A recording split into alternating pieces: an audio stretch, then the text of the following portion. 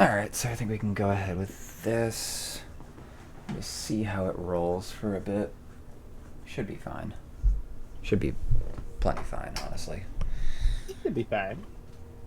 This is fine. This is good. Because we can hear each other, and this thing can hear everyone, so... Be kosher? Yeah, I think we can roll with this and not be too beleaguered.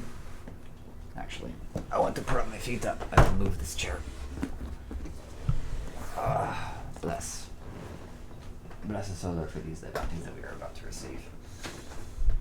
Yay! Alrighty. You recording? Yep, it's recording. Yep, we should be good to go. Still want to install that curtain up there on that wall. Yeah. Yeah. So, Aaron, how we doing, man? Hi. I'm doing good. Hello? Can you not hear me? Oh wait, I muted. Did I just deafen myself in my Yes. headset? Aaron deafened his headset, and he didn't hear you What say an happily idiot. hi. I am an absolute idiot. Can we move past that, please? Thank you. No. Okay. I demand it be addressed. You demand my idiocy be addressed.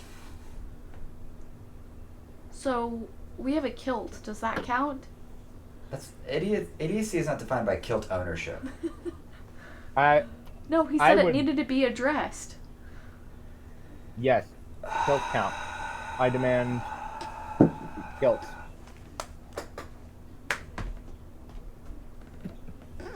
Aaron is so in pain from my statement.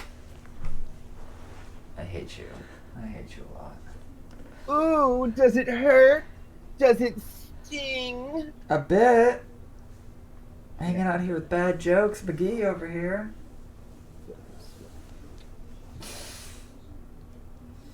So, what was your answer to my original question? Before I muted myself? My answer to your original question was that I'm doing hella good, my dude. Are you shacking up in your friend's grandma's paddock, or is that just where your rig is? Oh, that's where my rig is. He has like gigabit internet here, Nice. which you can't get out in the sticks, which is where he lives. But the amount that he pays for his house is only like $1,000 a month, Solid. and it's a decent house. Solid. Very nice. Very nice. And so you were saying earlier before we started getting this recorded that you've actually been trying to get into the board game industry for a lot of years. I have been making games and RPG worlds since I was 11. I've only been attempting to do this professionally for 5 years since I was 20. Mm-hmm. And I've only in the last 2 years actually made headway in it.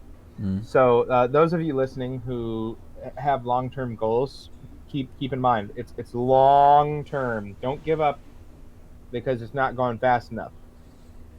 2, the thing I was specifically talking about was I'm actually making a game world for Strange Machine Games' new engine called Charm, which I also helped to write.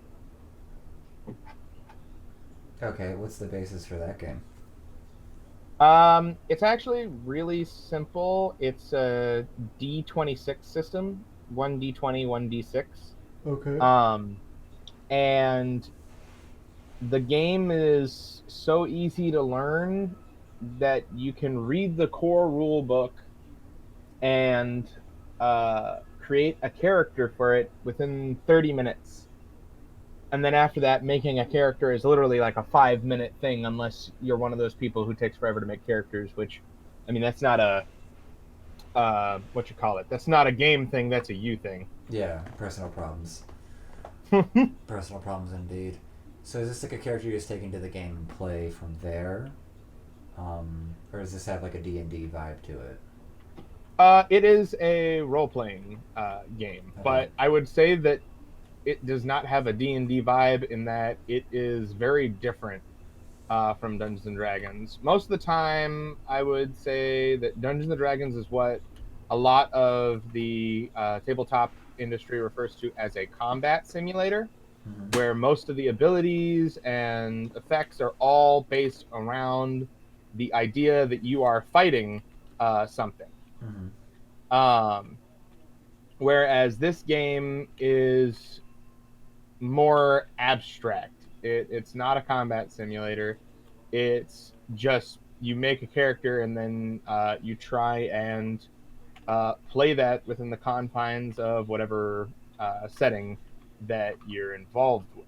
Mm-hmm. Uh, my personal work on the project is a game called or a scenario called Dustbound, Mm-hmm. which if you're into like Wild West and like weird magic, Mm-hmm. it's a combination of those things. I don't know if you've ever heard the term of Weird West, but that's what it's Like a magical primarily West based around. sort of design. Say what? Like a magical, like a Western like scenery, but with magic that's sort of like interlaced into it. Oh yeah, Nice. a lot like that. Nice. Let's move this scotch around. Boy. Oh, goodness. Well, that's nice. So is that just more of... Is there any, like... Are you looking for, like, a corporate job out of there? Or is that just contractual, just creative, and then get royalties off the project work? Right now I am actually getting scouted to run the whole charm department. Um, he's going to see how I handle this project and then make a decision based off of that. Um, I personally don't care much whether I say contract or if I end up as a salary man. All I care about is that I can make a living off of doing this for a long time. Obviously, the easiest way to do that would be to be, a salary man. Yeah, definitely. Definitely. But as long as I'm living off of it, I could not give a shit either way. Nice. So do you just really like world building and just creating, I guess, systems that work that can just, I guess, create experiences out of them? Like what's... Can you... Oh, yeah. Can you explain, like, the, I guess, quote-unquote, the why? Yeah, definitely. I have a god complex. Who doesn't want to be god? Go You know? on. Just go, go on. And I like to imbue myself as a holy being whose power could not possibly be comprehended or challenged. Right. As one does. Right. We're not gonna question her. Make that sound ridiculous in any way whatsoever. No, in reality, the first time I played an RPG, I was 11, and it was Advanced Dungeons and Dragons, which is just an old ass, antiquated system at this point. Mhm. But it is classic. It is what you call it, the old way, and our role-playing game people often very much respect how things used to be done, and they don't mind doing things the old way. They respect previous people's work. It's part of getting involved in this community. And so my dad, he showed me what it was, and ever since then I have not been able to even conceive of the possibility of doing something else with my life. Not long term, anyway. Because Yeah. I'm a good teacher. I love a lot of different things, but there's nothing else in the world that I would rather die doing Than making games. Making these RPG Yep. games. It is my calling. It is Does this like just bind you solely to? I guess these have all been like more or less board games. Like not like it's not exactly Monopoly, but it is a more or less like tabletop um, game as opposed to like a RPG like video game. Like it's a whole different batch. But are you looking to stick mostly with the tabletop style of these RPGs? Primarily, yeah, but if I was offered the chance to work on a video game, I definitely would take that. I wouldn't do any of like the technical work. I would probably just be there for world building. Mm-hmm. Um, but I don't think that there's anything wrong with the gamification, especially of games, leading into using technology for games. There's a Yeah. lot of people who are like, no, we have to stick to pen and paper, and I'm like, that's fucking dumb. Like it could very readily be turned into like a video game or something that's like digitally represented. Yeah, and who doesn't want to make a cool video game? I don't have a. I'm not saying that that's what End I'm goal geared is. towards. Yeah, but that'd be a very positive star Oh yeah, in the life of this like infinite pursuit. the infinite pursuit. I like the wording that you used there. Thank you. Well, so because that's sort of by my estimation, that's basically what the video game industry has sort of birthed itself into because there is a lot of creative role play games, whether it was just playing imagination with friends as kids or like full on D&D stuff, Mm-hmm. and stories. I think just general narratives that birth the whole idea. Now you have games that are Overwatch, League of Legends, Dota that are from the same world, so to speak, of either space age, um, druidy or Morrowindy style aesthetic and worlds that are just materialized into these very specific stat based games that previously could have been very, locked into movement squares and, hitbox ranges and the millions of stacks that can be racked onto any of these games and how complex they can get. So the video gamification of them seems to have been like an ultimate maturity of it until we get to giant battle arenas and Gundams fighting each other or something like that. Oh yeah, I can definitely appreciate and see where you're coming from with that because in my opinion, I've never had an issue with that. Um, and it's kind of dumb to limit yourself, Yeah, even in this industry. yeah. Well, especially with how, you have to play a quality control game, but the accessibility of having studios or something like that to assist the transition from tabletop to video game seems like the market's like filled with options. Like here's And it is, and the a good example actually, if we're gonna get technical, um, is Cyberpunk 2077. mm-hmm. Cyberpunk was originally, actually, it was like one of the first Cyberpunk RPGs to ever exist. That's where the term came from, Cyberpunk. Roger. And I actually met Mike Pondsmith, who's the guy who wrote Cyberpunk. Like the storyline or like the code? No, I'm talking about the original game. Okay, the original like tabletop version of it. Yeah, Cyberpunk 2020 Okay. was the original game. What the? Hello? I'm here. Can you hear me? Oh, that was weird.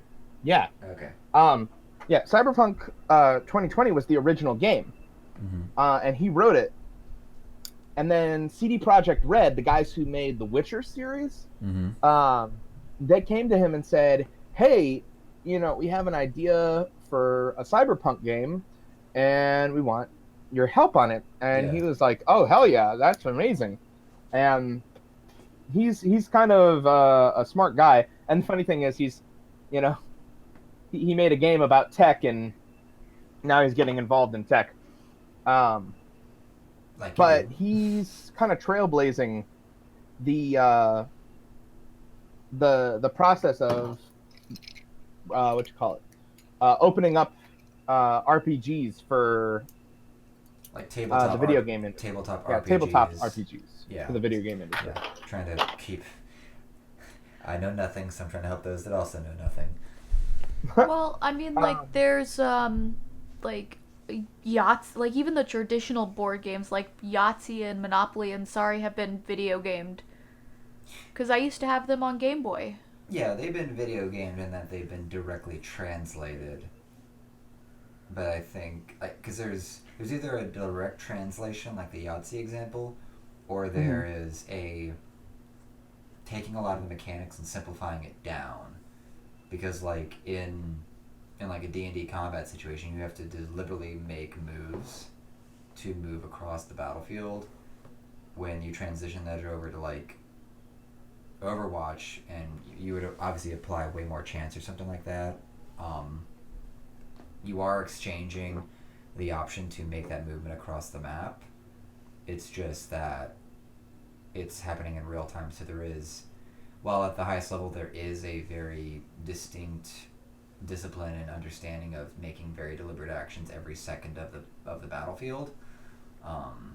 It's just a much more fluid combat system as opposed to D&D that's so very turn-based and slow-paced because of just make a decision, dice roll, read the dice roll, DM makes a decision, action occurs, and then you just keep cycling through that. You remember when we had that D&D where we had like fucking 8 people or some shit like that? Yeah, we had like 8 people, and Oof. because the attacks just took forever, especially when people weren't getting good rolls.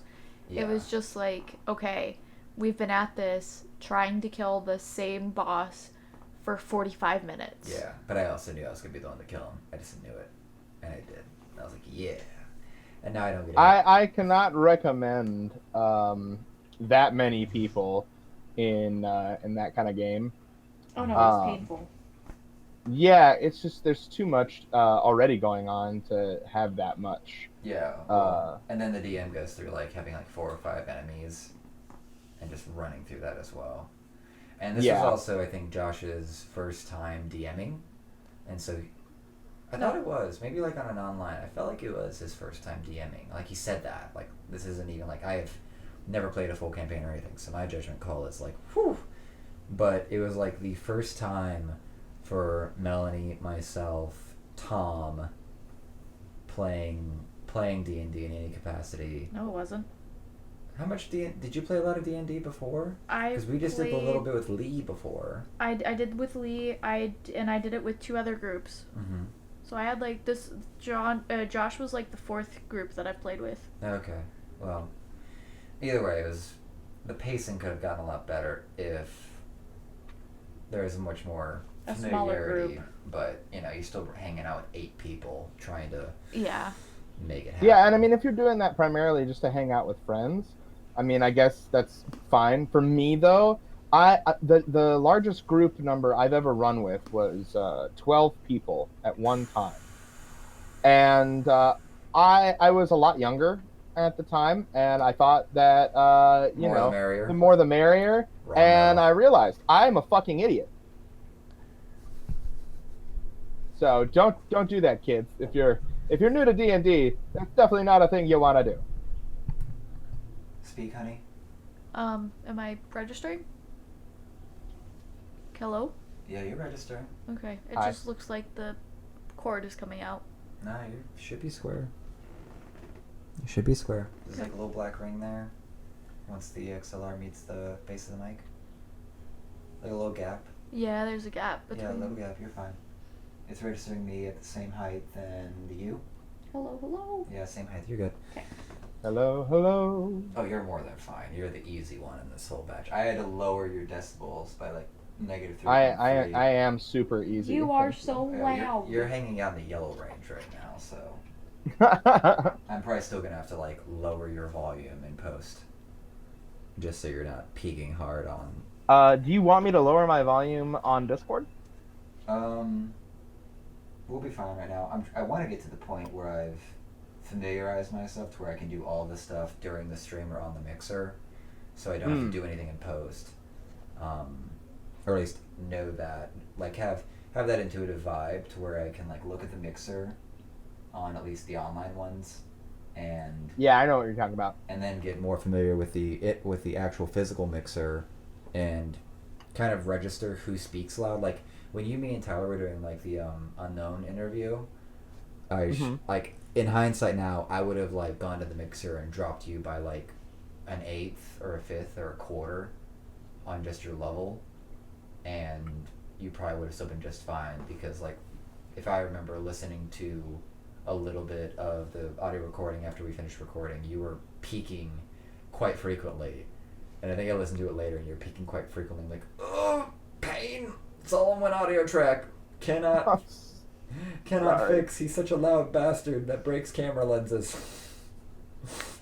The fun thing is that camera can't do what I want it to do at all, so it's just gonna hang out in the back waiting for a photography moment. I have to go buy like actual camcorders off Amazon or something like that to do the video expansion of the podcast. But I don't know if you've listened to the first 2 episodes, but yeah, because the Jason one, does that come out this Monday?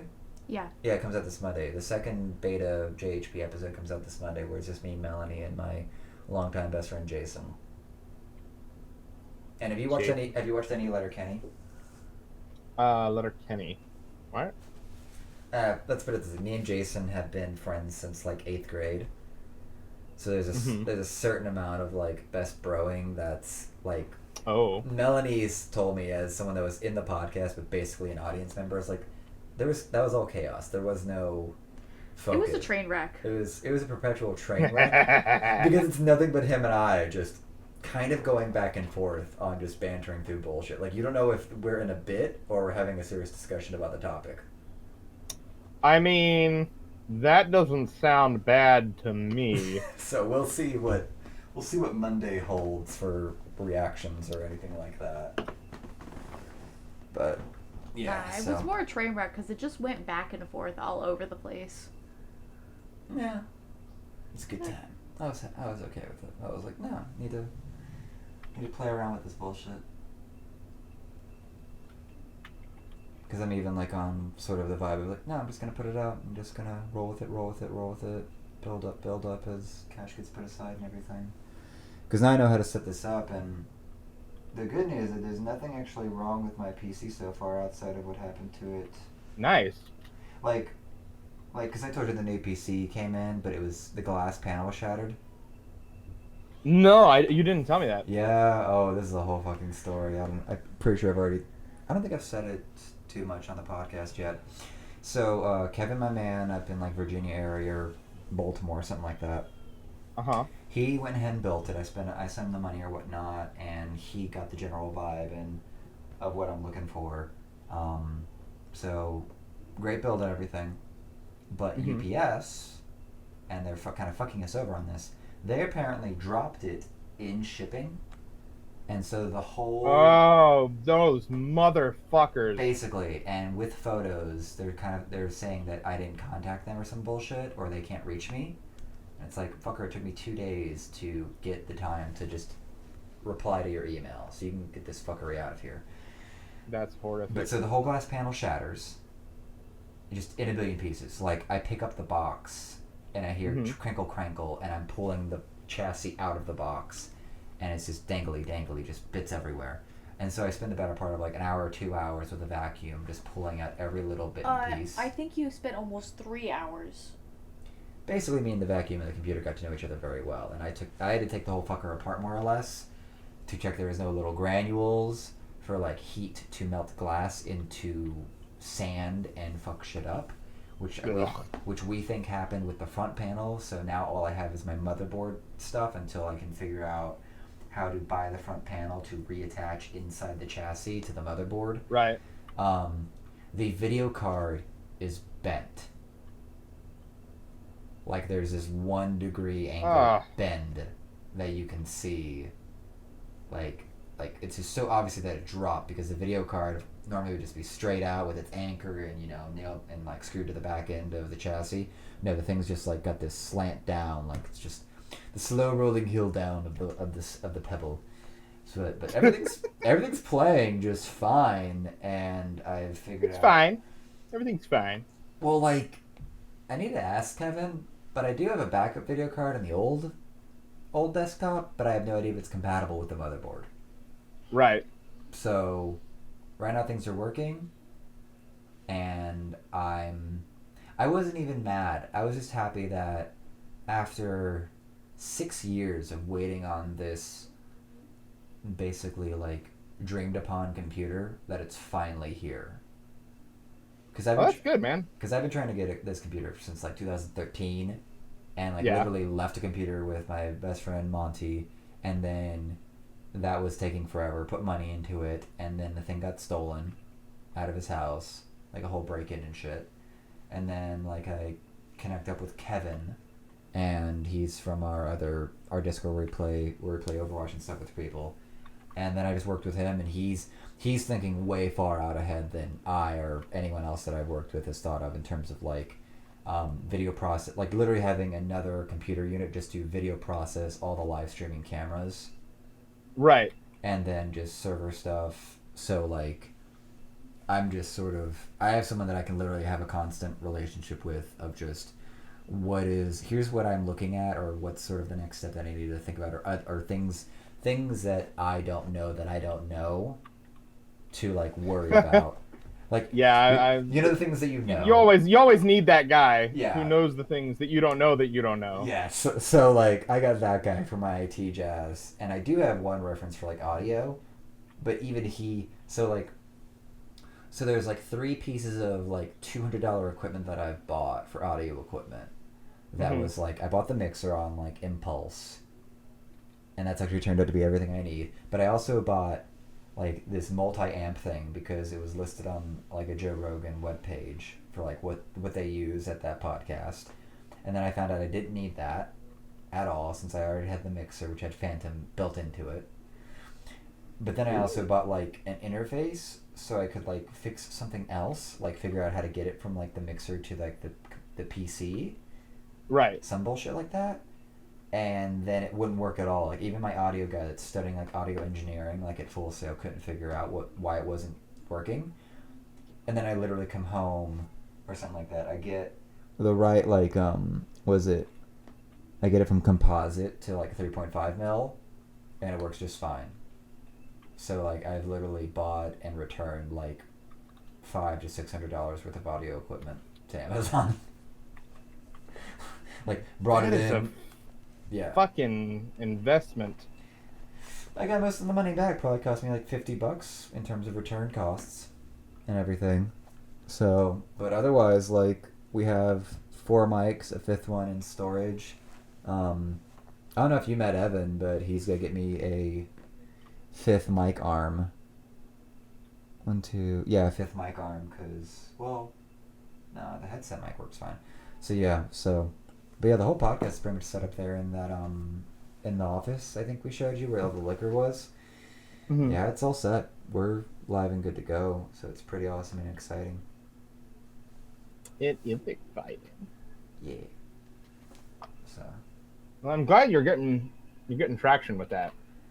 Yeah. Well, so I don't know if I know I've thrown it around with a couple people.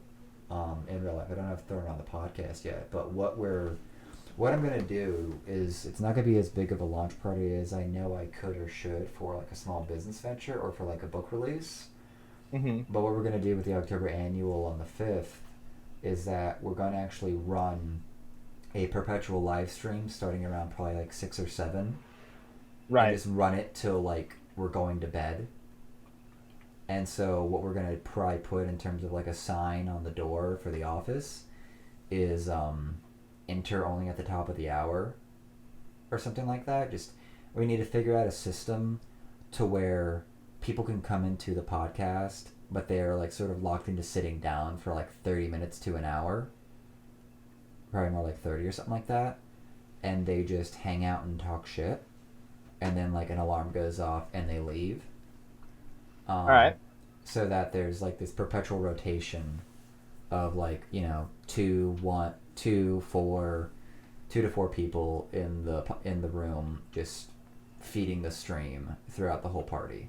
Like bring in, you know, Splendor or tabletop games and just play with that shit.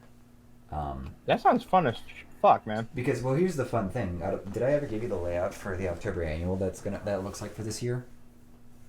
I don't think so. So the layout looks like for this year, and there's some things that can switch back and forth. But so going from the backyard where the lake is, and this is the most likely thing to change. But on the backyard, there right outside the screen door, will be the fire pit. All right. That could very well end up in the driveway, but for now, the fire pit's gonna be there. And then the back porch is the smoking lounge, basically. There's also, depending on how Phil, my friend Phil, feels, he may be cooking for most of the beginning of the party. So between the grill, my. yeah, and he loves the shit. Like he makes these twice baked potatoes that are just like bombastic. I did it three of them in one setting. Yeah, Melanie doesn't eat a lot, and these are big potatoes. Like they're like your Right. big russet baked potatoes that you purchase. yeah. Mm. So back porch, back porch is where there's just conversation and smokes. Like I'll bring my giant humidor out there, and with just cutters and lighters and stuff, and just let people just hang out there and smoke, and just talk shit, because you could estimate, but anyone listening knows that like most of the people that I maintain relations with are very fascinating, entertaining people. So like there's only been one instance where there's been like not bad blood but just don't like that person, but everything else is just like all over just discussion, Golden bullshitting and everything like that and fucking with each other. So that's the back porch, and then the living room where we recorded your interview, that and the dining room table will probably be just set up with a bunch of board games for just low-key stuff, because the sliding glass door kills sound quite well, so that could be pretty much hang out. The TV may just rotate images or just have the Stranger Things logo locked on it, because I just don't feel like... Or just have Stranger Things running with captions only. Yeah, I could have that in the background, just hanging out there, just running from season 1 all the way through until we end the party. The kitchen will be empty, just because it's a transition spot from the garage to the rest of the house, so I don't need anything crazy happening in there. Right. The guest room will be where everyone stores their shit. That's how we did it last time. Bathroom's there. My room's not used at all. The office will be where the podcast is running perpetually. And then the garage will be where all the food and drink is. So, like, no cars in the garage or driveway. And then on the driveway will either be the fire pit, but if I get the receptive sense of it, the driveway is where we'll run a lot. We'll probably have we're going to get a lot of chairs from Lowe's or Home Depot, a lot of plastic stacky chairs. Right. And we're going to set up for a bunch of improv exercises and sort of like a perpetual workshop for improv. That's cool as shit. Yeah.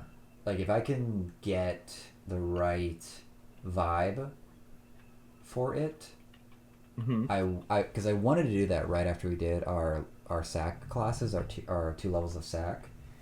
But the thing that I need going into having it with like a large group potentially is them to be receptive, because if they're not, then it's like already fire pit out in the driveway and we'll just... Yeah, what the fuck is the point at that point? Yeah. The other thing is that if I can get people that we worked with, or if I can either get like teachers that I know, or if I can get other students that we worked with, then we can just go out there and just, fall into the Herald more or less. because I think the audience part will not be hard. Right. But it's basically getting people to be okay going on stage and fucking around. And if I really get like funny, I'll be like, all right, you know, want to try stand up? Like we have the audience member. We'll take a break. If you want to stand up here and try to be funny, we'll watch you fuck it up because I've tried and it's a fucking grind. It is really hard. It's hard to be funny on demand like Yeah. that. Yeah. Yeah. The people who do it for a living, God bless all of them. Yeah. They are some sort of charismatic genius, because I don't consider myself to be the funniest person, but I'm decently funny, Quite from entertaining. time to time. Yeah. Well. Yeah, that's the better way to put it. I'm entertaining. Yeah. Don't know if funny is the right word, but dear God, I tried being doing stand-up comedy once, and it was just so difficult. Yeah. Because you have to have the right audience Yeah. for it, for one. The audience can definitely be a significant influencer. Yeah. But like, from my just studying it from the outside and doing very little on stage, it's nothing more than just like spitballing, but like figuring out how to perfect your performance, because the ruling is that improv should look like it's rehearsed, and and stand-up comedy should look like it's improvised. That's funny, and very true. Yeah. Strangely true when you think about it. So I know you just got on up there. Where are you at? Seattle? Yes, I live in Seattle. When are you visiting next? When are you coming back down to Orlando's? Probably sometime in February. I forget when my next tournament actually is. You said the 16th. Yeah. I need Yeah. to make sure that I actually buy the tickets for that. Thank you for reminding me. Right. But yeah, Yeah, it's my birthday month. You better be here. I'm gonna be in Tampa for that tournament, and then I'm going to be in Orlando for like I guess it's like 4 or 5 days. My godfather invited me to Disney World, and he's gonna be hosting me in like the new hotel that they're making, the Star Wars hotel. Nice. I'm excited about that. Yeah, that just opened up, and everyone's like, I see it, I see every day like a new person's gone to the new Star Wars segment of Disney World, and I'm just sitting here going, I haven't gone to a theme park on purpose in almost a decade, I swear. Like, I think the last time you went on purpose, quote unquote, was Halloween Horror Nights. Yeah, but that was back when Lindsay was in town. Now she's up in fucking like another planet. Yeah, Where are she they is at? on North the Dakota, planet of South Dakota? Nebraska. Nebraska? Yeah, they're basically off planet. Yeah, Like, they're at the planet of Nebraska. It's its own separate planet. Nebraska is Tatooine. yeah, but with snow. Like intense. like it's Hoth. It's actually Hoth. Jeez. Well, then we definitely need to like grab you for like an actual like in-person podcast, because that would really help the chemistry of this out, as opposed to just I'm staring into Melanie's eyes trying to see your face and it's not working. No one can replace my face. Sorry, Melanie. No. Although you it's are true. very pretty, you're not as gorgeous as I am. But, Hashtag oh, careful. I wish you would watch Letterkenny. I think you need to take about 10% off there, Squirrely Dan. If you have Hulu access, you need to watch some. You need to watch some Letterkenny. You'll appreciate. You said it's on Hulu, right? Yeah. Oh yeah, I have Hulu. Yeah. Then yo butt better be watching some Letterkenny. Like, you need to, if you listen to the first episode where we had Tyler, Trent, Melanie, and Evan on, there's like nothing but Letterkenny references. Like, we open and Trent's like, this is gonna be like nothing but references for this entire show, basically. I'm just like, more or less. Like, either they get it or they leave. Well, yeah. Oh goodness. So we definitely need to rope you in when you're down here in February. You said you're down here for a competition. Should we explain away what you're competing with? Yeah, I am going to basically be doing what's the word I'm looking Sword. for? Yeah, but it's more. It's more than that. It's a bunch of different. It's a martial arts tournament with weapons. It's a shield-based martial arts. Not shield-based. Sword. Fucking. It's a weapons-based martial arts tournament. Fucking Jesus. My words, they fail me. Fail so hard. Yeah, it's hard. It is hard to talk when you're hard. Not enough brain. Okay. Well, it's like, because I've heard typing in the background. I'm just like, what are you doing on the other end there? No, I'm. That wasn't him typing. That was him No, fapping. Oh Jesus. No, I'm working on making my schedule for the next couple of weeks, because I actually have a bunch of stuff I need to turn in for that game. Mm-hmm. I have a bunch of design documents I need to turn in not next week, over the course of the next 2 weeks, and it's I'm really fucking getting there, and I'm fucking ecstatic about it because I've never been this close to Success.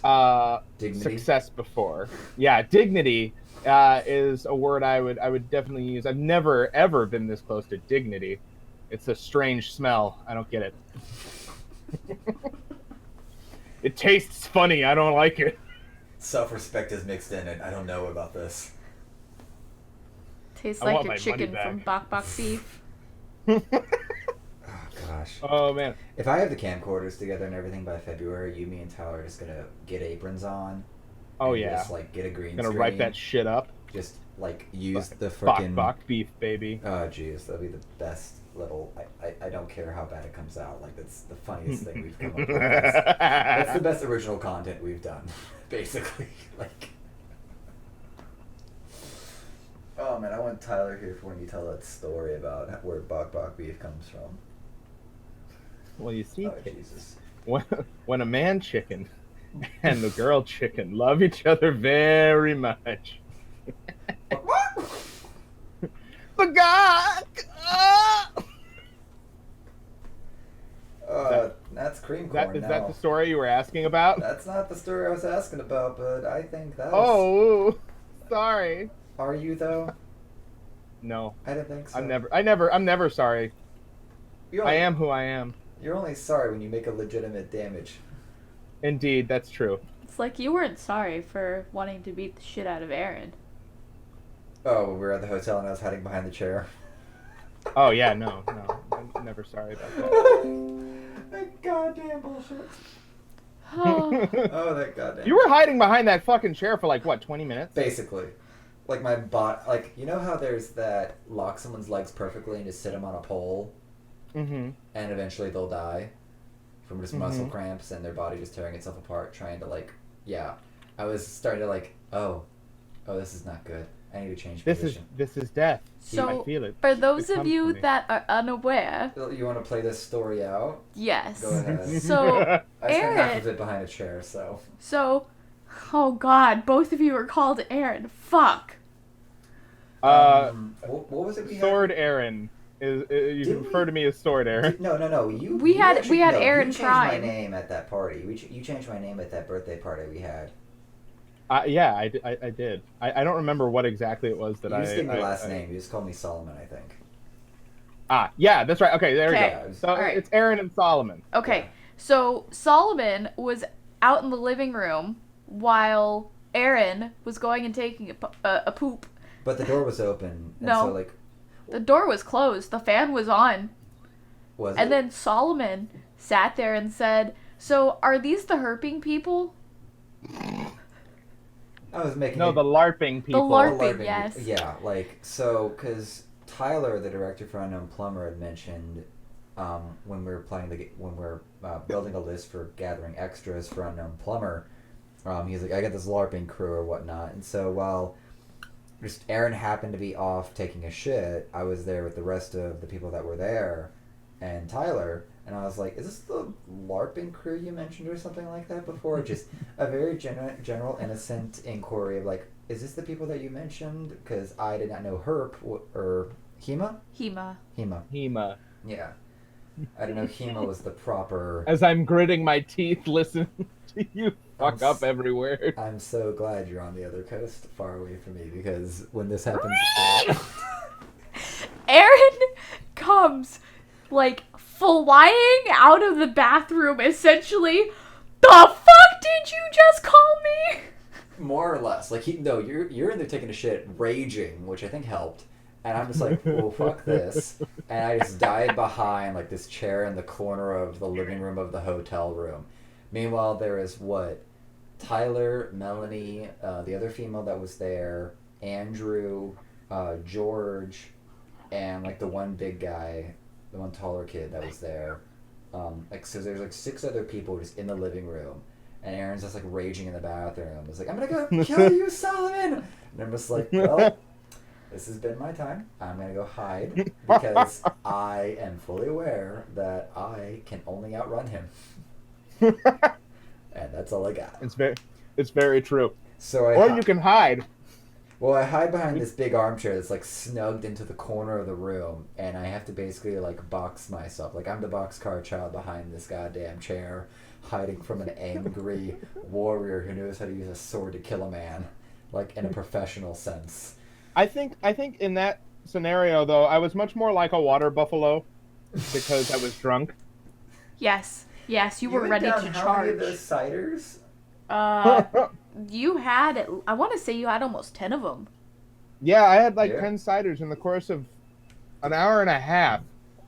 And you appeared fine, but my body might have reported otherwise later. I mean, you appeared fine enough to explain to me what card counting was.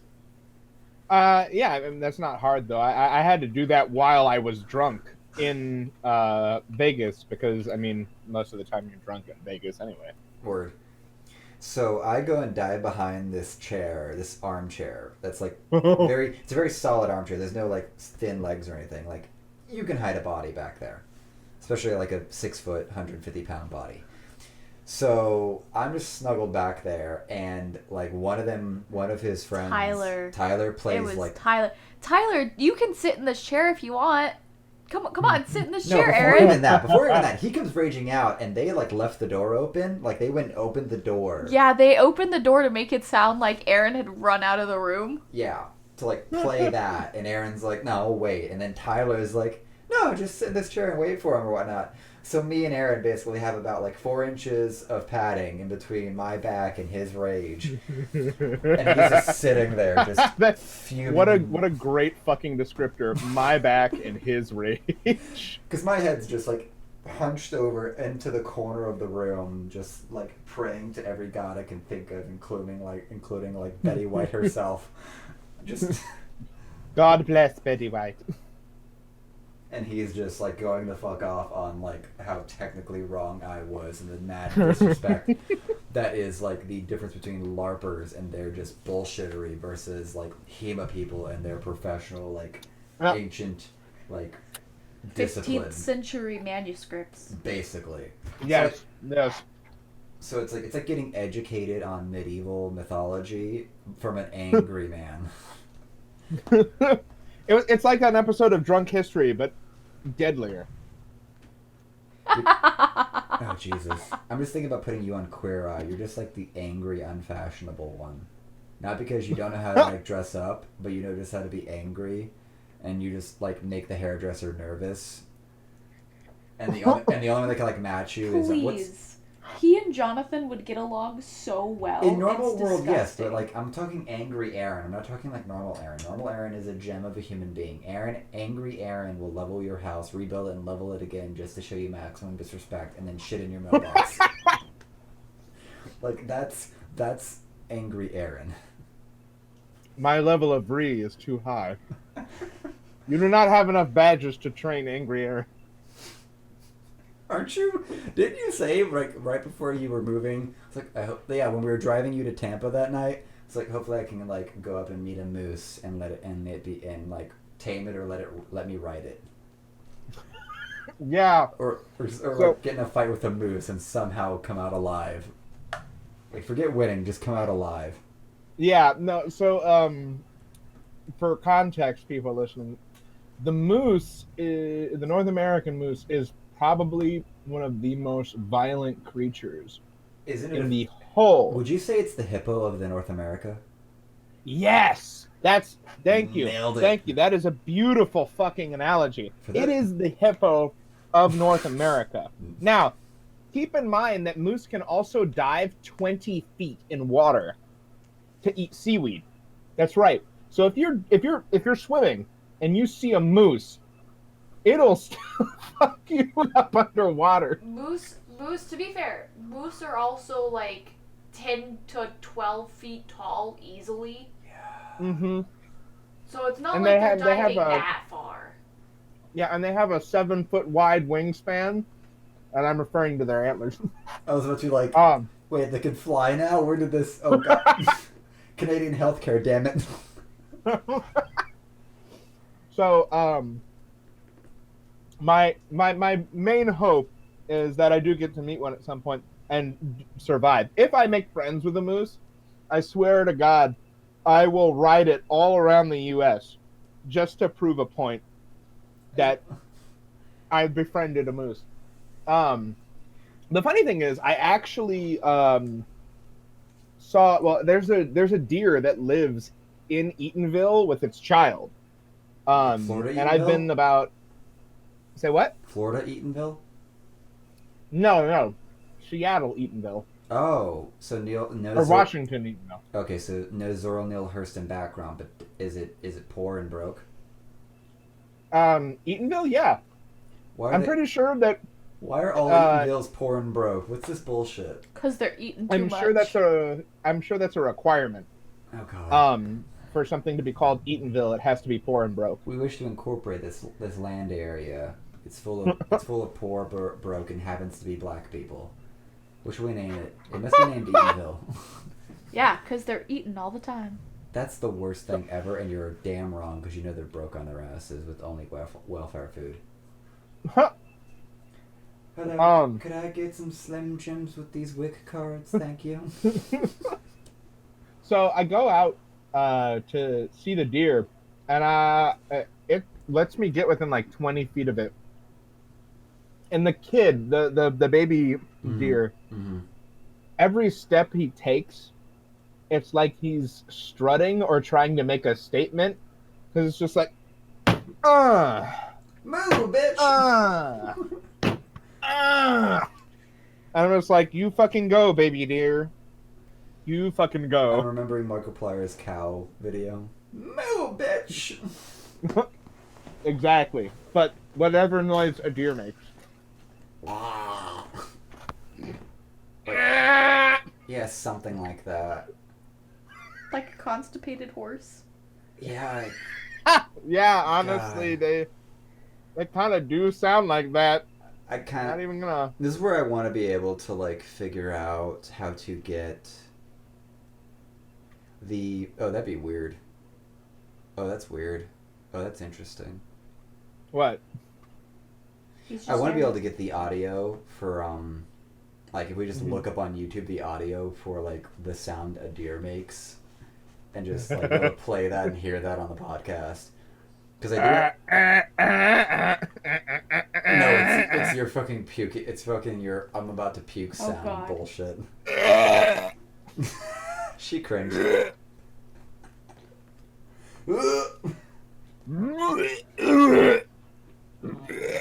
Oh, God.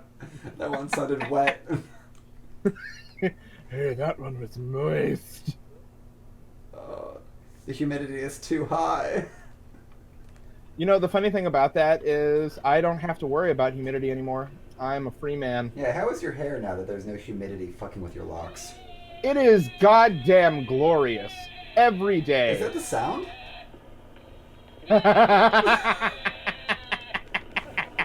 We weren't that far off, honestly. That's the sound a deer makes. It's like it's dying or choking on its own testicles. Like that's the sound you'd expect from pulling on its gonads very fiercely. Oof. It's just standing there making that noise. Gosh, how are they not more extinct? Like, How are they not more extinct? What a question. Well, like, if they make a sound like that, how come... Is that a kid? What is that? What is that sound? Is that a... My name is... I swear to God, what is this podcast? It's like just 20 minutes of fucking weird ass noises. Where are we at? Does it tell me where we're at? Oh God. No, we're 55 in. Ooh, I'm dying here. No, we're only a third of the way in. Or like halfway in. Either way. Oh God. That was ridiculous. Fucking ridiculous. What do you want to be when you grow up? Fascinating, Bambi. Here, let me get my gun. I need to put you down. I never want to hear that fucking noise ever again. Gosh, it's like a dog has throat cancer. So Louis Armstrong? Oh. Ooh. I love Louis, but dear God, he sounds like he has throat cancer.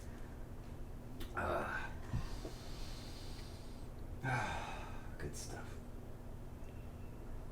Do you want to hear the noise of a baby deer?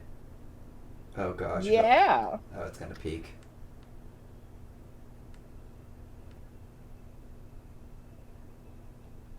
I'm gonna take her over in that field and let her go, okay? What? Say that one more time, Mom. Touch that on the head one more time. Go ahead. That's a human child making that noise. What the fuck? I swear this is dubbed. Go back here, come on. I swear this is dubbed. Now I'm expecting a moose to come out from the side and just broadside this motherfucker. Mom!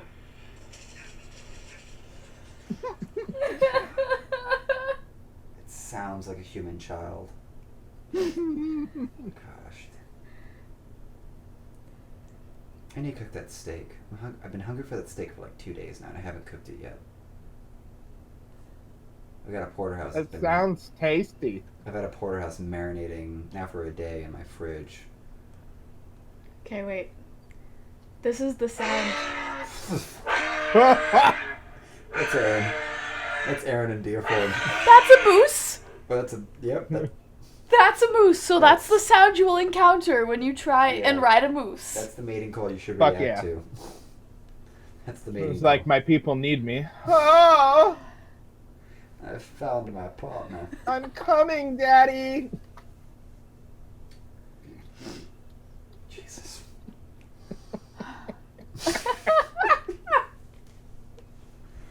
Oh my gosh.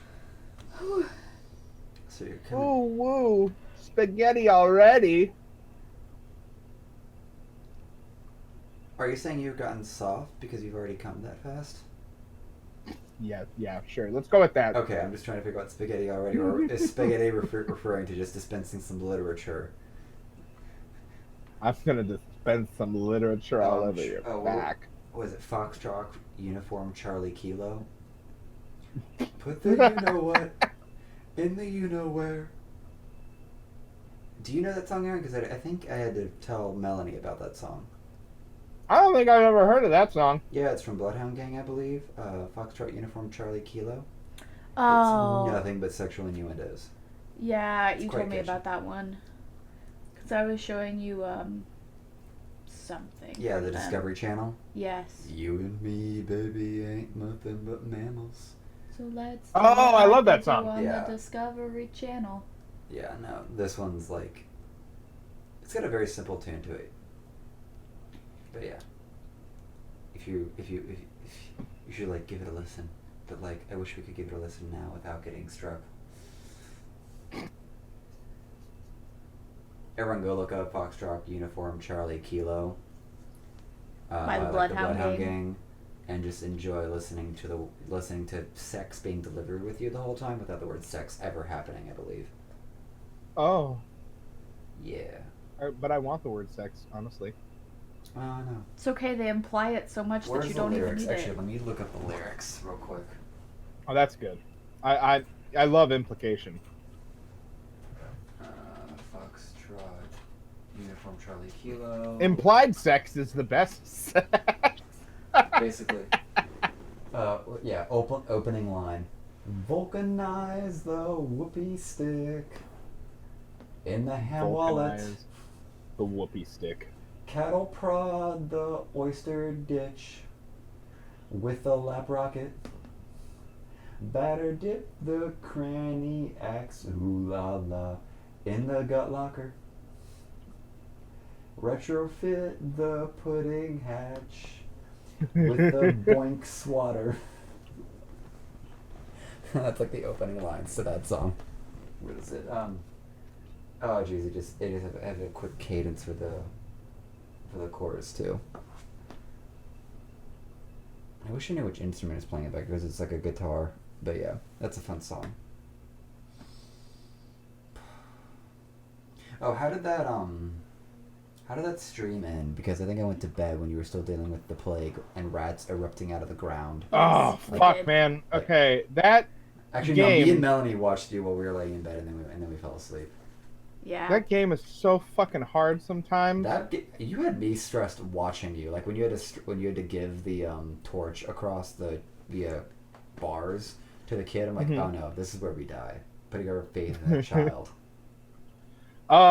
So I ended up getting what's the name of this game again? Plague Tale. I think Innocence Lost is what it's called. Okay. So I ended up getting to the point where there was like these 5 guards I had to get past, and the fucking kid from the farm that we picked up, he ended up getting me killed, and I shit you not, 17 fucking times. Fuck that kid, man. Is that the kid you were trailing with through the whole damn cathedral? No, that's the little brother. Yeah. He actually wasn't that bad. It was the other kid, the one who was like the alchemist's apprentice. Oh, okay, so you picked up like a second child. Yeah, apparently I do that now. I just pick up children. Go on. No context statements. That just make a segment called No Context Statements. Here's some great things to say in the middle of a crowd, and then walk away. Yeah, that's what I do now. I just pick up children. So anyways, I ended up going to getting past that area finally after like a fucking like month of nothing but doing the same shit over and over again. We watched you get to the horses. Which horses? The horse, the dead barn, the dead horse in the barn with the horse skeleton. Oh yes. Yeah. So I ended up having to sacrifice a live pig, and my little brother hated me because of it, and I'm like, yeah, whatever. All right. Why did you have to sacrifice a pig? So that we could get to the other side, the laboratory under the barn. Because there was rats everywhere at a certain point, and I needed like this chemical combination that set things on fire, so that I could use that to light stuff. You needed like the specific entity in a pig's gallbladder or some bullshit, like. No. We had to sacrifice the pig so that the rats would eat it. Oh. And go away from where we were trying to get to. Oh. Okay. Kill a pig, rats go eat pig. Yes. You know, as one is wont to do. I'm fascinated with how aggressive these rats were, but I don't think that's how the plague worked. Like, somehow I also think that's not how the plague worked, but who am I to? Here's so up until a certain point, it was very believable. Because, like, you don't want to get bitten by any of those rats. Like, that's totally... Like, that everything was believable until you were in, like, the open fieldish area. And rats were exploding out of the ground like it was fucking lava. And I'm like... I don't think it was going for believability the whole time. I'm pretty sure that, it was just, like... I'm fairly sure it's like not set in the actual world. I'm not positive about that, but it seems like it's a fantasy world. The floor is rats. I mean, He's having to walk across this table while the entire floor is covered in these bubonic plague, mad aggressive rats. And it's like the floor is not lava. If it was lava, I'd be safer. in what other situation would you have a world where the floor is literally made of rats, except the fantasy setting? I don't know, Mississippi? I mean, I was gonna argue, but I mean, you're not wrong. I mean, the House of Representatives, like, I mean, the Senate. You're just gonna keep giving examples. I mean, the Tennessee legislature. Oh my god. Hey, they vote for each other. Like, was it John Oliver showed that shit where they literally had these long sticks to vote for someone else when they weren't there for the vote? So like House reps or whatnot in the Tennessee legislature would literally just like reach across desks to cast the vote for other representatives. Yeah, that's a thing. That sounds corrupt as shit. Welcome to Tennessee. Huh? Welcome to the imbalance where there's too much right and not enough left, as opposed to California where there's too much left and not enough sense. Although then there's Florida, and we're just a pill mill full of old people, and Miami. I wish somebody would just take Florida and beat it over the head with a big old. What was it? We were walking through Spirit today, just like checking out what's there at the store, and I came across this giant pair of scissors. Like, oh, a giant pair of scissors to cut off some people in my life. And then I was like, nah, fuck that. We're gonna move. When we move, I'm just gonna like take the giant pair of scissors, have a giant like map of the United States, and just cut off the dick that is Florida. He said scissors, by the way. What did I say? You did not make clear what you said. It was scissors, a giant pair of skizzers. There you go. Skizzers. I love skizzers. Skizzers are fantastic. Yeah. Wait, do you play the Overwatches? Do I play Overwatch? Yeah. I used to. And then what happened? I just got bored. That's fair. I mean, that being said, I probably wouldn't mind playing again, if it's with people.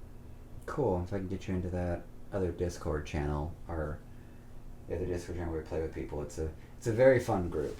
It makes the repetitiveness not so bad, especially when like Tom is a really good Reinhardt, and most of us can all trick, and it's full of Marines, Navy, and fuckery. Like that. These are the people that actually gave me the toaster joke. They gave you the They're the one that gave me the toaster video. So that's the kind of people that you'd just be like trying to kill other people with.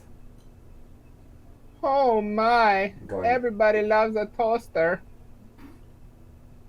Right. That's that's a direct quote from To Kill a Mockingbird. Yes, Exactly. children. That is in fact You can take a direct quote. You can take that to your standardized testing. For the Floridians, that's your FCAT. For everyone else, that's your SATs. It's not called FCAT anymore. What is that bullshit called now? Florida State Assessment now, I think is what it's Yeah, called. welcome to another layer of bullshit. Hello, we're gonna stress out 90% of the public education populace because they have to take this useless test. That doesn't do anything. No, wait. The masks! They do nothing! What? Where did you go for public schooling? Like, because I think we need to grab a proper backstory for you. Okay, it was Kenwood. I think that's what it was called. Kenwood K-8 Center. Fuck, it's been a long time. Where is this Kenwood? Kenwood is... It's in the Kenwood area. I mean... That's not helpful. I don't even know what state you're in right now. I'm in Florida. Okay. Kenwood, Florida, which is Yeah. near what? Because Kenwood's not important enough for me to recognize it. I think it's not near Ghouls, but for some reason I remember Ghouls being still lost. Are we dude. talking, It's Miami. Miami okay. is Down okay. south. Here we go. All right. Sorry. All right. We're getting acclimated here. Excuse me, I'm an idiot. I feel like, what was that from Christopher Titus? That's like your retard just coming in to speak for you before it gave you the mic back. Like, I'm gonna let you finish, but we're retarded. So anyways, I went to the K through 8 center there, and I grew up. Oh, it's in Kendall. There we good. There we good. Oh my god. Kenwood is inside Kendall, next to Ghouls. Above, below, lateral to Miami. South of Okeechobee. It sure Naples. is somewhere, buddy. Oh man. It's somewhere. So anyways, God, I go to Kenwood. You're retarded and I'm lazy as fuck because I have my computer right next to me, but I'm just not turning to look at a map. I go to Kenwood and I'm there throughout the entire like K through 8 career. And while I was there, I got picked on because I got wedgies and I pulled my wedgies out of my butt. You know. And they made fun of you for pulling your wedgies out of your butt? Yeah, they called me butt picker. Oh. So, yeah. So I dealt with that for all through 5th grade or all through 8th grade? No, it was all the way from 2nd to 7th. No, all the way to 8th grade. Oh Jesus. Because in a K through 8 center, you stay with the same kids. Oh yeah, it's a long history. It's a long history. Exactly. There's no go to middle school and start over, or go to high school and start over. No. Yeah, no.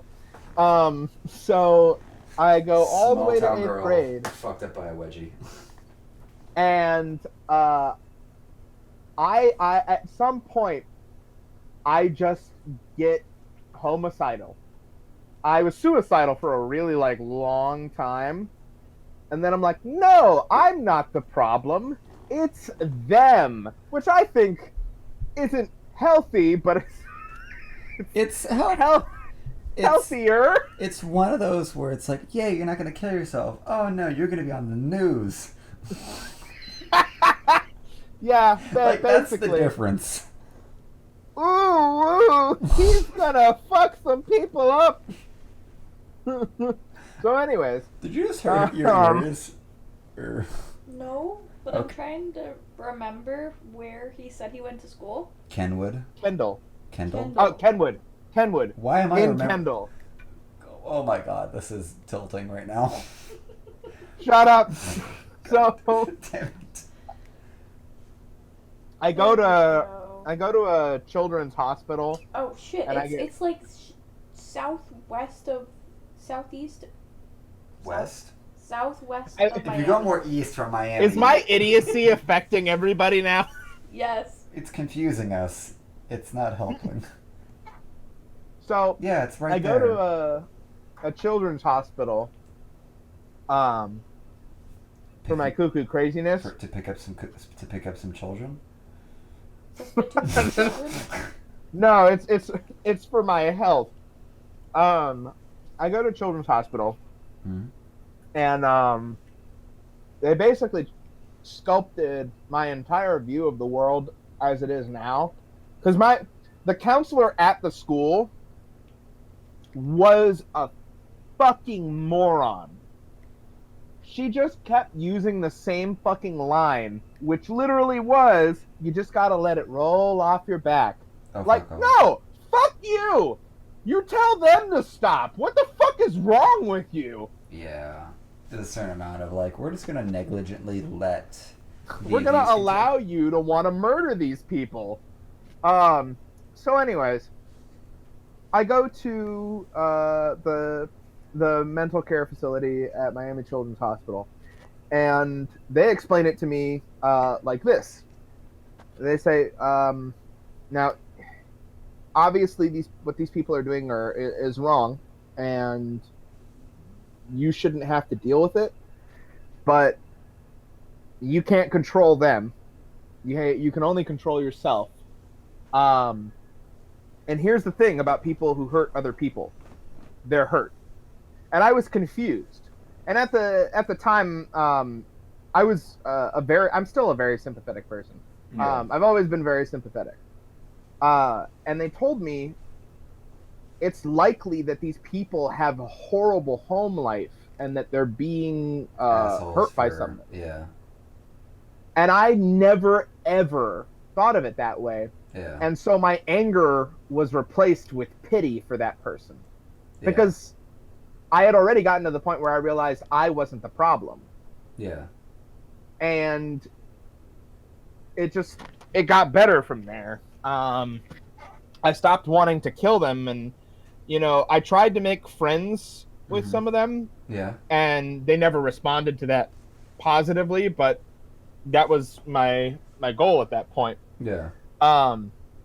Fast forward, I'm now in high school.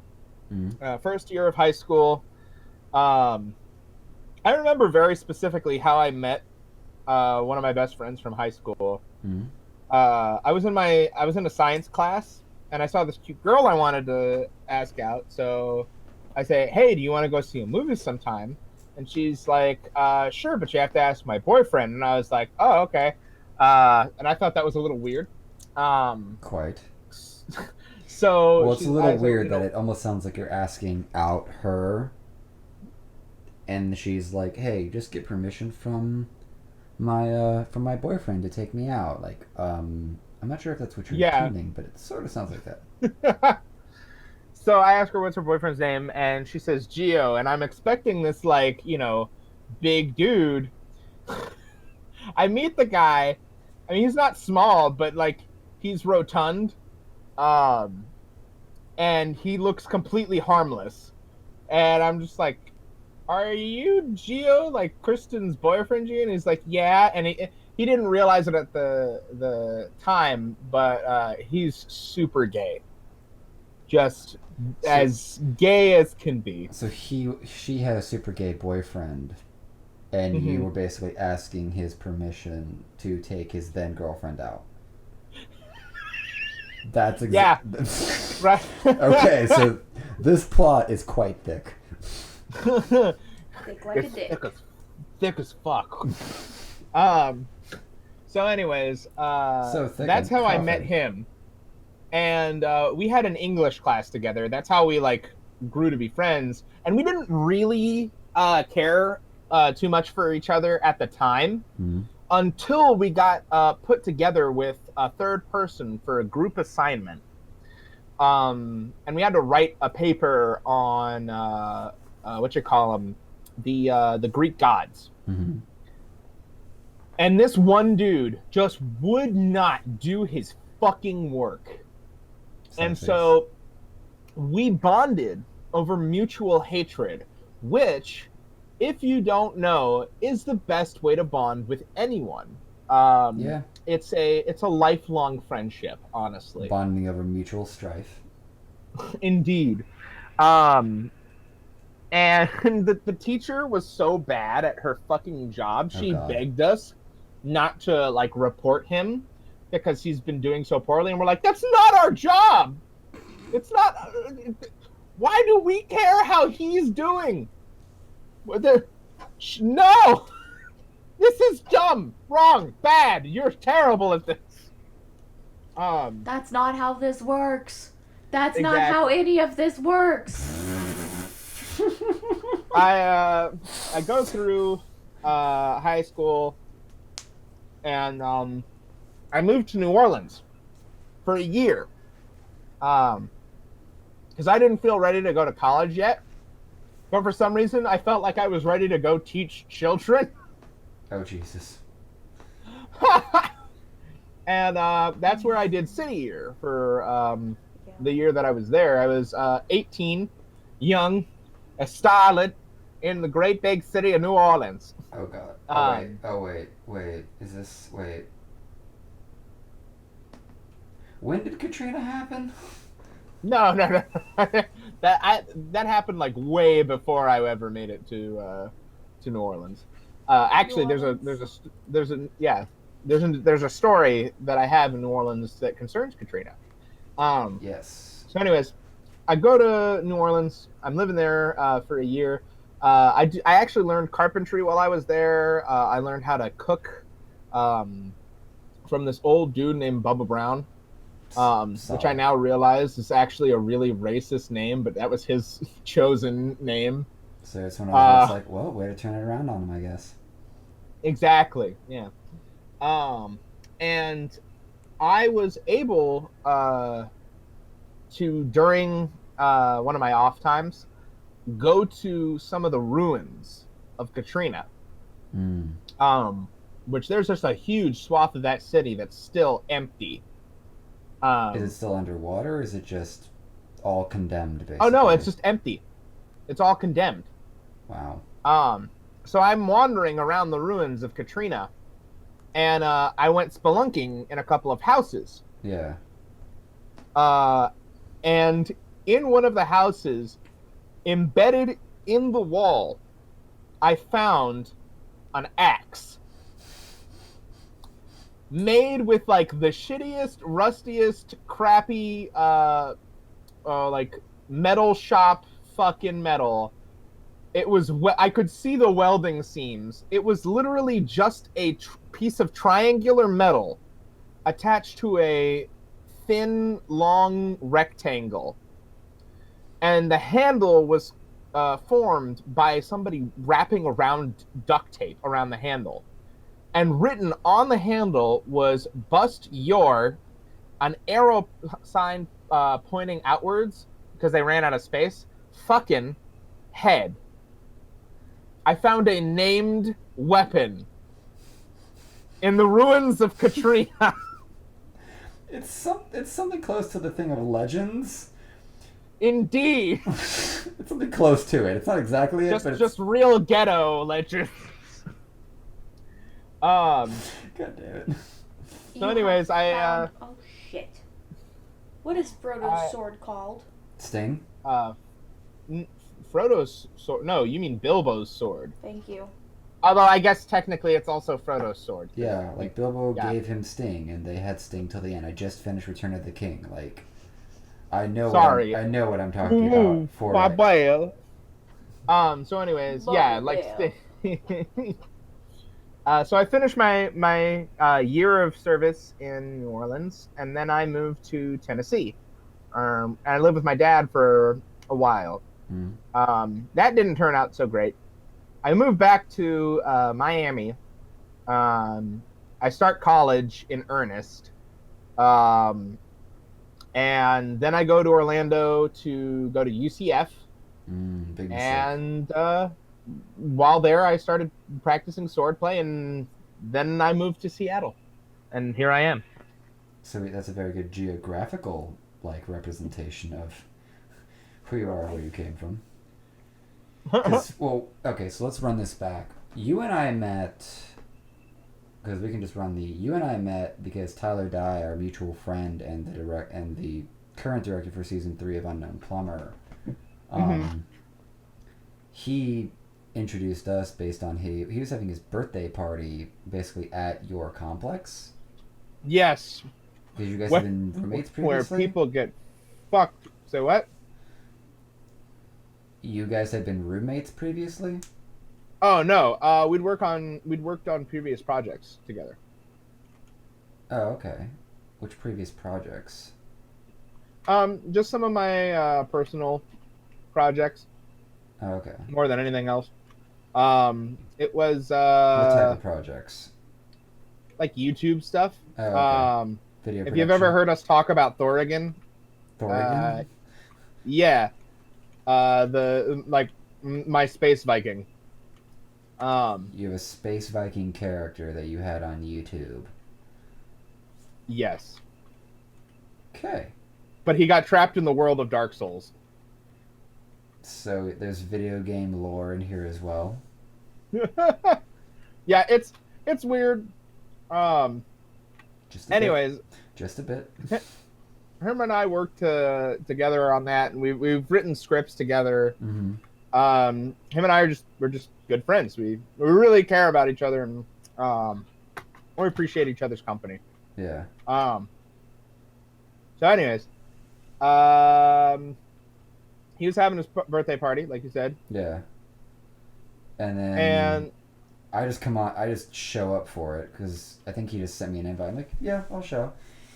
And then we basically like dealt with the excess invites from a friend of his, mm-hmm. and then just talked everything for like the rest of the night. If I remember correctly, like D&D, podcast stuff, you moving, and Billy was there too, as I remember. Billy is I can't remember. He's the one who played Lucas, right? Yeah, he plays Lucas. Yeah, he'll be playing Lucas going into. We finally have our final draft. Me and Tyler finally sat down and sort of hashed out the part where it's like, hey, we need a final draft to sort of play with, and that's what I think all of us thought we were getting when we walked into this, and now we're on the second rewrite, third rewrite or something like that. So for him, 8th. Well, 8th draft, but like you weren't. I don't think you were there for. I know Jason was.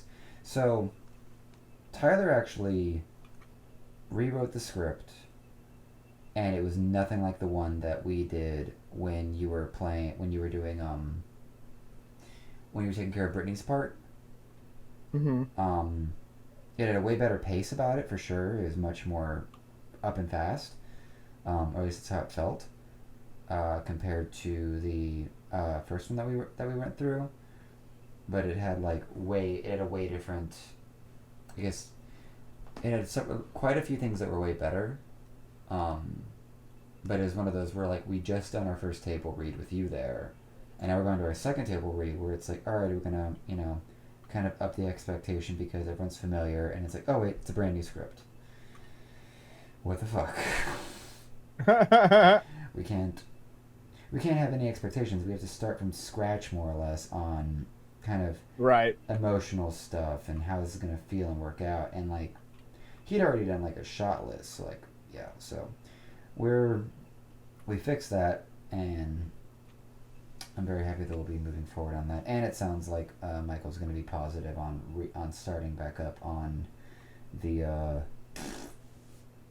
on the martial arts training stuff. Oh, that's good. Yeah. Will's shown me some of the stuff that he's done with like what you call it, like the Jedi. Yeah, he's stuff been that he's sharing done, that and around with everyone, I think. God bless Will. I love him. I fucking hate the fighting in Star Wars. Like, yeah, it's cool. While I'm watching it, I'm entertained. But as a swordsman, like half the time, I'm like, you could have killed him right there. You could have just shot him, or not shot him, stabbed him, is what I mean to say. Yeah. And he did that like several times in his, and I'm like, that's what that's actually where because you got to meet Michael, our choreographer or mm-hmm. I guess main choreographer more or less for Unknown, and he basically was telling me the first time we met, he's like, no, I hated Black Panther. I'm like, go on, and he's like, no, it's like because it's very clear that when it's someone that is a professional doing the choreography versus when it is the actor doing the fight scene or the dialogue, like he can pick up and sees it so distinctly, and it just pains him to see poorly done choreography or what he deems as poor choreography. The fighting in Black Panther was interesting enough for me not to be super bothered by it. But I can totally understand where he's coming from with that. Yeah. I enjoyed the movie, however. Oh, For me personally, it was a the- very good film from the film aspect of it. yeah, same. Fantastic. Fantastic pieces. Oh, Fantastic pieces and where to find them. fantastic geeses and where to find them. Oh, fuck that shit. I hate geese. Should I pull up a soundtrack of Geese? Wait, did you get fucked up by a geese or by a goose? I mean, not anytime recently. How about any time far away? I'm trying to remember if it was you or someone else that had like a got fucked up by a goose story, or something I heard someone else. I had a goose like attack me once when I was a little kid. Hmm. It didn't fuck me up or anything though. It was more of just like, oh, inconvenience. Yeah. I'm inconveniently being attacked by a goose. Oh, bother. This is unfortunate. Some British shit right there. Just like, oh, well, shit. Oh, this is oh, what a bother. Bless me, the stocks are low. Do they have a flag? What, the geese? No. It's Eddie Izzard reference. Are you asking if geese carry a flag? No, I'm referencing an Eddie Izzard joke. And it is falling on your deaf ears. Do the geese represent a nation? Yeah. They are a nation unto themselves. Canada. Canada. Canada. We're here. Canada! Native. Canada. Canadia. Canada. I'm helping. Mm-hmm. Yeah. I'm helping in the pride of Canada with my horrible representation of their vernacular and what they God bless Canadia. land that. Well, it's there. It's cold as fuck. The super cold open. Super cold indeed. Oh goodness.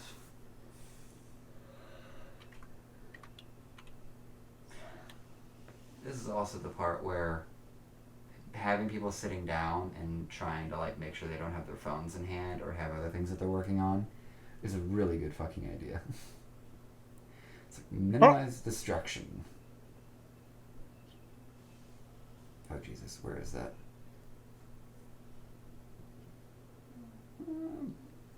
Screet. Sweet. So did you actually finish, or are you still stuck in that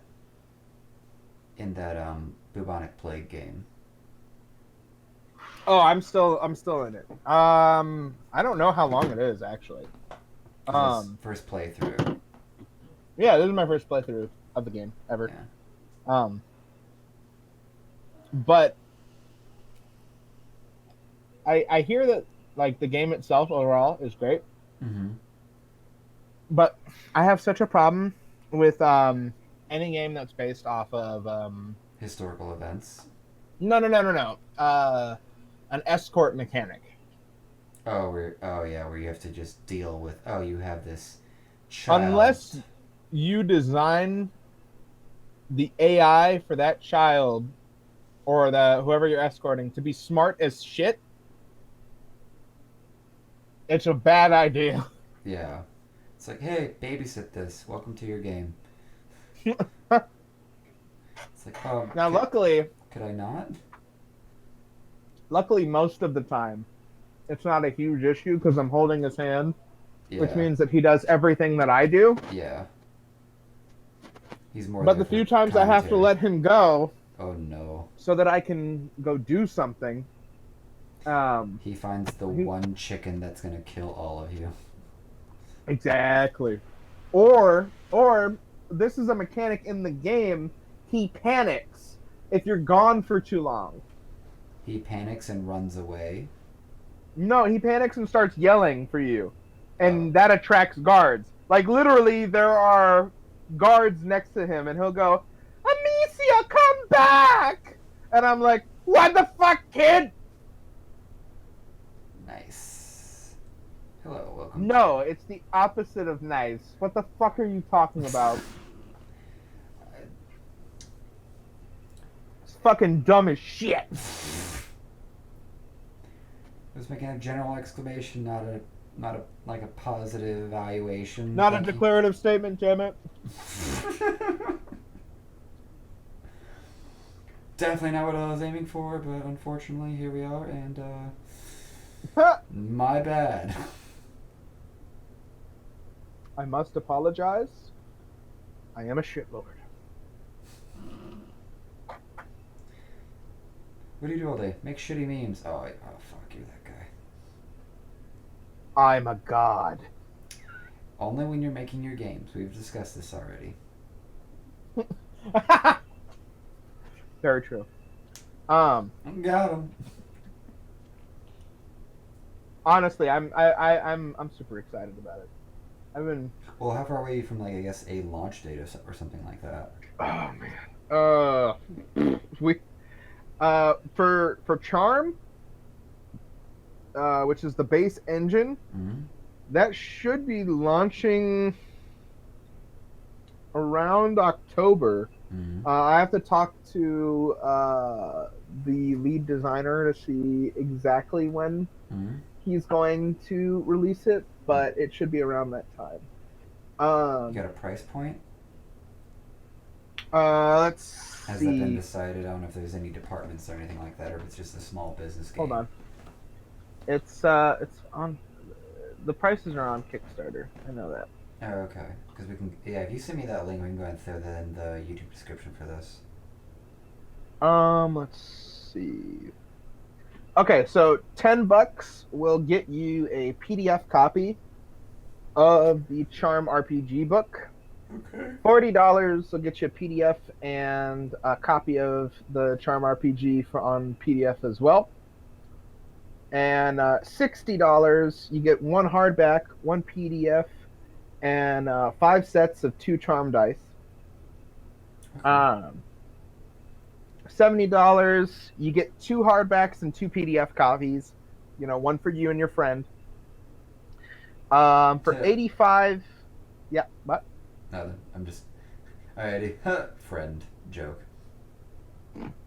For $85, you get 2 hardbacks, you get 2 PDFs, and one set of 10 charm dice.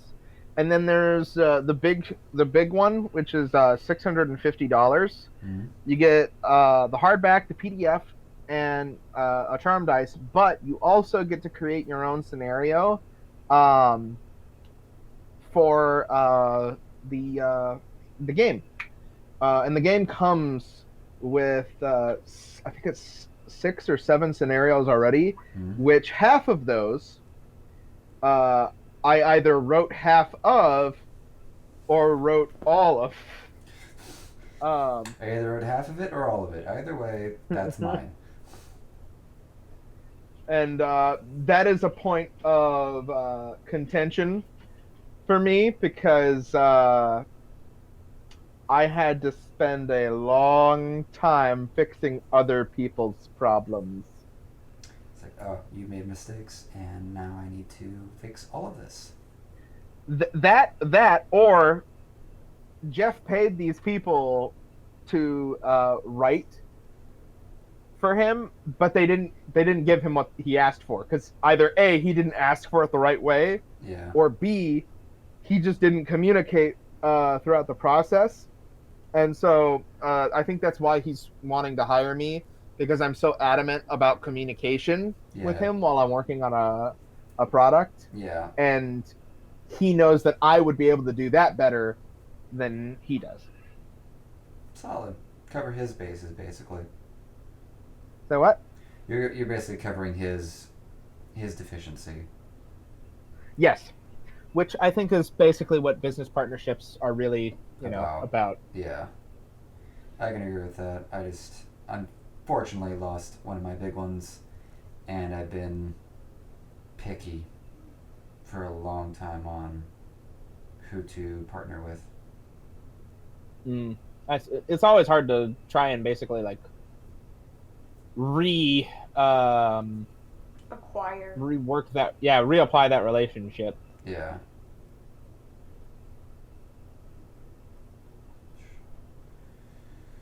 Oy vey. It's actually where I'm really positive on Plumber. It's just like my only issue is just sort of recognizing the actual amount of time it'll take to do the job, to do the whole production. And that's the one thing where it's like I might as well just jump into it and either get it wrong on my time estimation, or we end up having to move away to like Austin or something like that just because that's our plans anyway. Or I get surprised like, oh wait, we get to get the whole project done, and I move out and success. I've officially helped with a 10 episode full season production. Cool. And that's a great thing to have, like on a resume. Yeah, especially if you're for the kind trying to do entertainment work. Yeah, well, that's especially the kind of, how would I put this, or what am I trying to say? Yeah, that's lost. I had specific words, but yeah, that's a really good thing to just have on your resume in general. It's like, what have you done? I've run for the kind of quality that we're attempting to sort of put out with it. Or at least in terms of what, at least Tyler has spoken of. It's one of those where it's like, yep, definitely on board with putting out a solid quality product for just being able to go forward and take. And if you can say that you've done that and you can explain to anyone what that fully entailed, then it's adding another layer of hireability in my book for like any job. Because I'm on and that's why I have this pest control job. I've gotten this pest control job since you moved away, and that sounded so accusatory. Basically, It is. Since you moved, How dare I've you? had to get this pest control job just to stay afloat. More or less. I wasn't floating very well at the pharmaceutical job, so I left. And The drugs made me drown. basically, drowning baby. What? That's fucked up. See, you took it too far now. Now did I now? Did I fucking now? He didn't say you, babe. He said me. Oh. Yeah, you did. No, you fucking I know. I was referring to him because he said drown a baby. You didn't drown That's a baby. just mean. You didn't drown a baby. You drowned me. Oh, that's cool, man. I'm okay with that. Damn it. God damn it. You get no respect. I get no fucking respect ever at all. What a dab. Fuck your dabs. But that's sort of my mindset at this point in my life. Is like I'm just literally just taking good job work until I can't stand it. Like I did for the pharmacy job, because it just filled a good gap for a while. And I'm just like, I'm going to take the job, get my value out of it, and then rotate into another skill set. Until I until I either find something I'm like, yep, doing that for the rest of my life, or nope, not doing that. Or I just, have a cacophony of shit to do. Like, we were walking around today, and I sort of remembered the batch of information I'd been given from my uncle and Kevin, the guy that built my computer, about just metallurgy and, sort of being able to do that kind of shit. And I'm just like, if I could actually pull it together, I would have no problem going out getting just a random batch of shit metals, melting them down and getting rid of, and just purifying them, and then just making shit, just grinding shit out of it. Because like it's between like cooking and that I'm just like not incredibly excited about, but like it's fulfilling. It's fulfilling to be like, yeah, I'm gonna go make this bullshit now. See you in a couple hours, and then I'll make like a fantastic like. What was it we did? What is it that What did Phil do? He Phil did the seared. stuffed burgers. No, with the Hello? ribeyes that he did before. Oh. He seared 2 sides of these ribeyes and then Hello? baked. Can you hear us? Yeah, sorry about that. Okay. What did you what cut off? What did you miss? Did you miss Oh, anything? I couldn't hear you after you were talking about basically doing something until you figured out that you could do it for the rest of your life or not. Oh, with like work and stuff like that. So you didn't. Yeah. You didn't hear anything about Phil or cooking or metallurgy. Yeah, no, because you're talking about basically just smelting things and making things with them. That was the last thing. So he Okay, heard yeah, you smelting. So, yeah, schmelting. But yeah, no. So it's just one of those where when like if I remember what my uncle said correctly, I can literally go get like a charbroiled grill, just something like off the fucking road, and that I guess that kind of metal or whatnot, I can basically take that and use that to just blacksmith and just do that kind of work out of like my freaking backyard, more or less.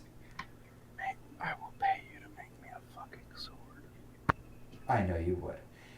And when you Well, come did you down ever- here, did I'll you- braid your goddamn hair. Actually, did I ever show you the train spike that my uncle helped me turn into a knife?